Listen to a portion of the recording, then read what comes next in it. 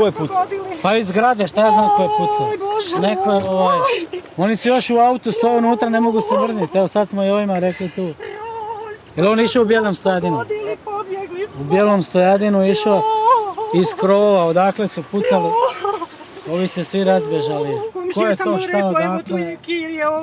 Izgledam kao Nikolima i u tom momentu pucanje.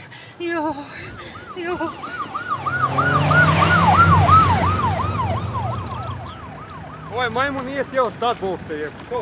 Pa ovaj što je bijelo stojadno, ubijen je i Kir i svi u pičku materiju. Pa ne zna se u pičku materiju. Ovaj je predsjednik mjesne zajednice, taj Tubić i Knežević. Htjeli su zgaziti naše dečke. I oni kad su vidjeli ovo neće stati, jebi ga, oni su otvorili vatru i ubili i njega i Kira i svu četvoricu. Svu četvoricu? Svu četvoricu su pobili.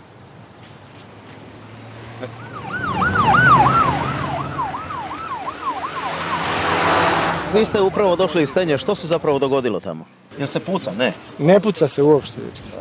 Tu su seljani postavili punkt i pregledavaju ko ulazi i izlazi. Nema nikakvih prepreka, nego su jednostavno stajali i zaustavljali. Čuvaj!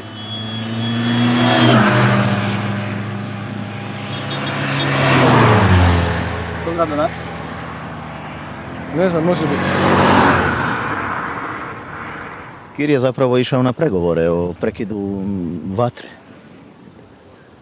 Pa o prekidu tih sukoba nije stalna vatra, ali sukobi traju.